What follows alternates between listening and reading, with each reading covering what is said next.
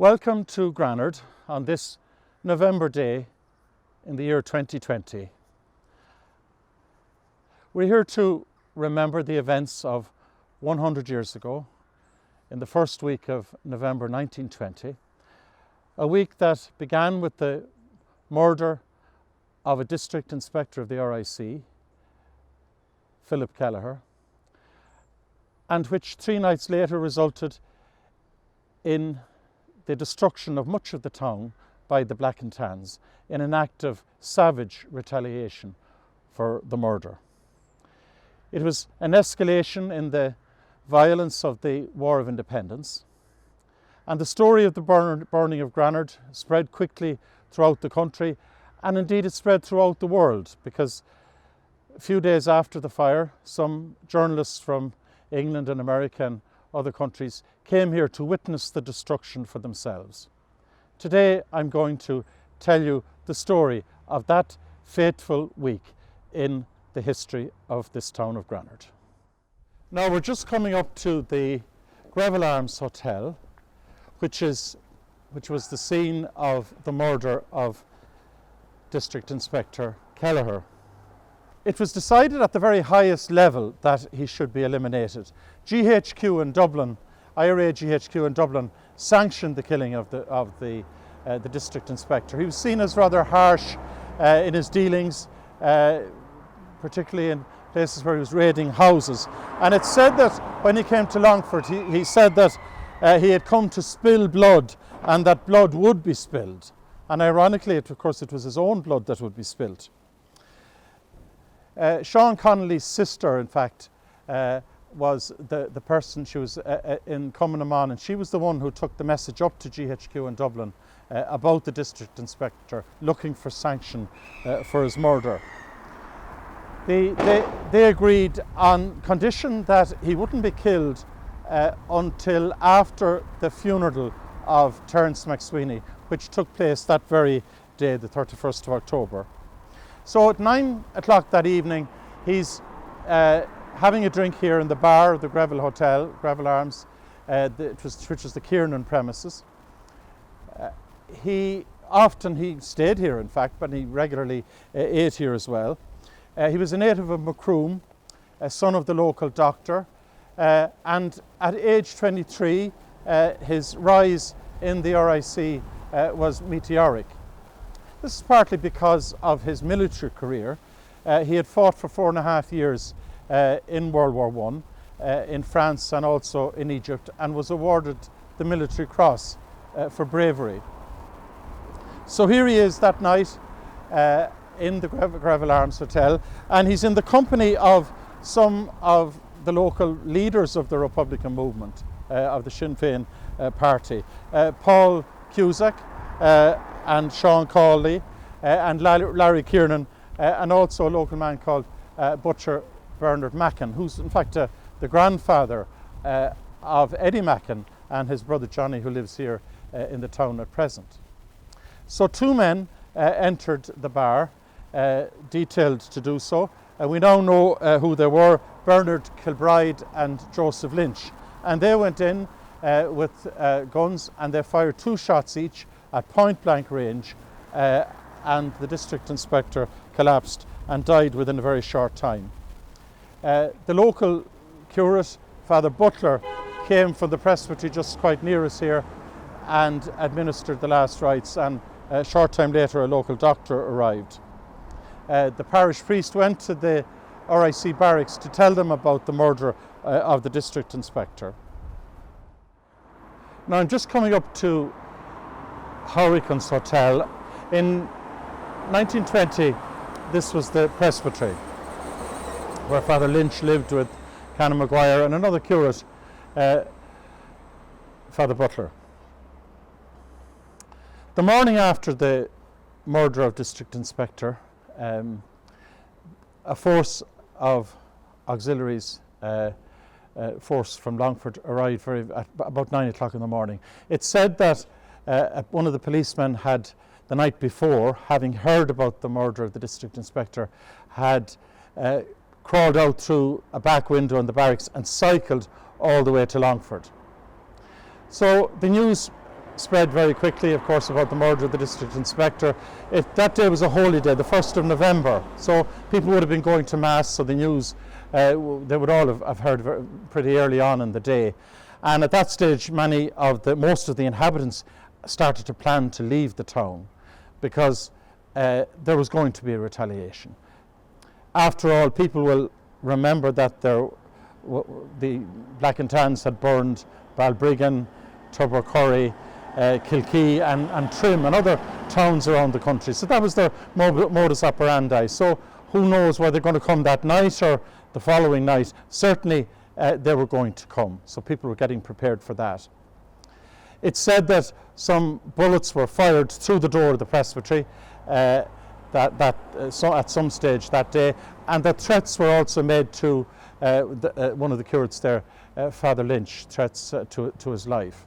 Thankfully, those weren't carried out.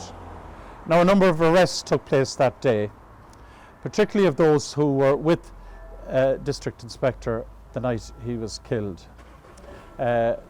Paul Cusack, his cousin Larry Kiernan, who owned the building, owned the premises, the Kiernan sisters, including Kitty, who would later be engaged to Michael Collins, Bernard Mackin, who was a local butcher who was with him that night as well, and also Sean Cawley. So all of those were arrested and brought to Longford and charged with various offences. Sean Cawley and Paul Cusack would be interned later on for them, at a later stage. But none of the rest of them stayed arrested for very long. Another event took place that day on the 1st of November, about 5 or 6 miles away, in Clonbrony. A police constable who was stationed in the barracks here was shot dead. He was cycling back. He had been on leave for a few days. Constable Cooney, he had been on leave for a few days with his wife in Ballinallee and was making his way back to the town here and was shot, and his body wasn't found until the following day. Like the district inspector, his murder had been sanctioned at the highest level in GHQ as well. He was suspected of passing a lot of information or gleaning a lot of information locally and was seen to be a very good detective. So his death was justified on that basis. I'm standing outside the Garda barracks here in Granard. The current building replaced an old barracks which was built in the 1760s as an army barracks. So it was actually a real fortress here. And the RIC at that stage were firmly entrenched. And it's fair to say that there was probably a siege mentality on their part, because so many RIC barracks have been destroyed around the country and attacked. So they were certainly well dug in here. Now, on the Tuesday, the 2nd of November, the military inquiry into the murder of District Inspector Kelleher took place at the old barracks here, RIC barracks. It was attended by witnesses, people who were there on the night, but it was also attended by his father, Dr. Jeremiah Kelleher, who came all the way up from Macroom to identify the body of his son.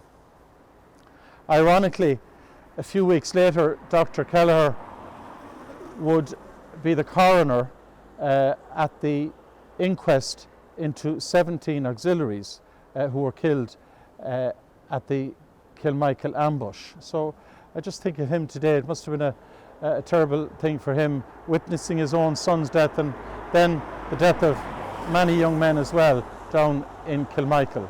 So the verdict of the court here was that the district inspector was murdered by person or persons unknown. All through the day, the town was very quiet that day. People, again, moving out, very few people left, expecting the retaliation just that very day. Later that evening, a lorry load of Crown forces arrived at the end of the town, and they went to Markey's public house and grocery, and they set out to burn it. Now a force of IRA volunteers were also here in the town, ready to defend it in the event of an attack. So they fired on the Crown forces, who made their way back to the RIC barracks here across from me. So we arrive at Wednesday, the 3rd of November, that fateful day that the burning of Granard took place. The body of the district inspector was moved to Macroom that day, and again the town is empty, but people are still, those who are left are still wondering, when is the retaliation going to come? And that night at about 11:30, 11 or 12 trucks arrived from Longford carrying black and tans, intent on destruction.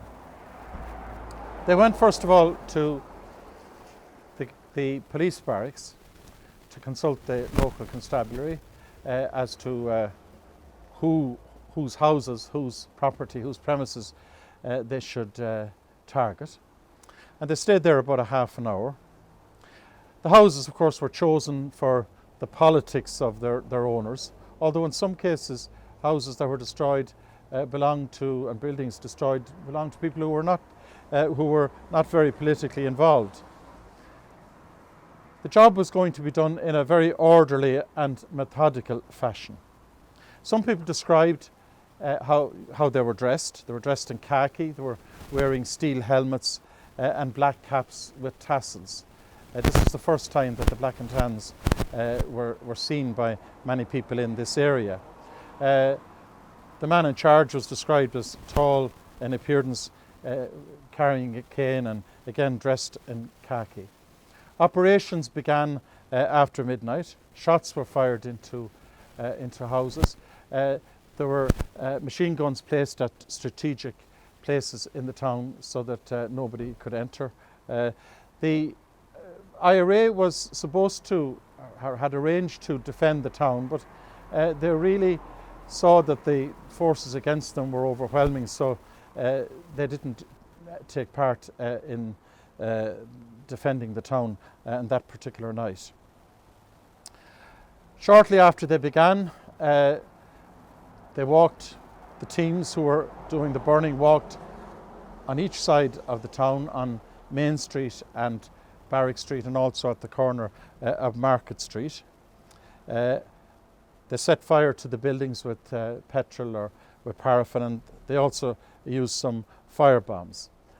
It was very systematic, very disciplined, very organised, very cool. They were very cool and calculated in what they were doing. And when they departed, an hour or so later, they left 15 buildings smouldering, which would eventually be reduced to ashes. These included some of the most prominent business premises here. It also included some civic buildings like the courthouse and the town hall and the town clerk's premises. The cost, of course, of this destruction was immense. In monetary terms, at the time, it was approximately 250 to 300,000 pounds, which in today's terms, we're talking about millions. As the black and tan convoy of 11 lorries left the town that night, they must have felt very pleased with themselves. This was the biggest reprisal since others of their company had destroyed the village of Balbriggan. As they were doing their deadly deeds in Granard, somebody heard them saying, "That's the stuff to give them."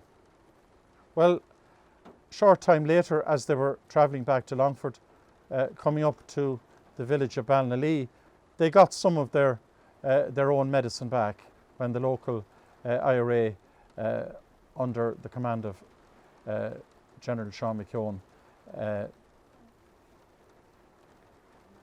fired on them and defeated them that night, or early that morning.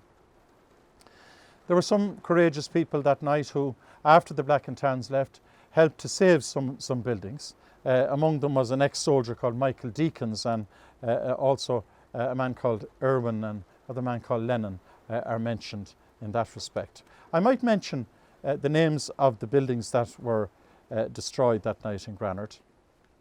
We had buildings and premises owned by the Kiernan family. Kitty Kiernan and her brother Larry and their two sisters owned the various businesses. There was a grocery, a bar, a hardware, a seed and manure business, and there were also undertakers and the hotel as well, in which the murder had taken place a few nights earlier. There was Mrs. Pettit's grocery across from them. There was also Joseph Tierney's drapery. There was Kelly's bar and grocery, James Cosgrave's general store. He was also the town clerk. We had Patrick O'Hara's grocery, James Kellett's harness making establishment, Burns's, Peter Heslin's grocery and bakery, Bernard Mackin's butchers. He had been in the hotel the night of the murder, and that was across from the police barracks, the first building to be burnt, and also Francis Major's house. And then finally the market house and the town hall above it, and the town clerk's office. So many records destroyed in those buildings, and also in all of the premises as well. One can imagine many of the family records and commercial records that they would have held. Within a few years, most of the buildings were rebuilt. The families had obtained compensation under the Malicious Injuries Act. But nothing could really compensate them for the loss of their buildings that night.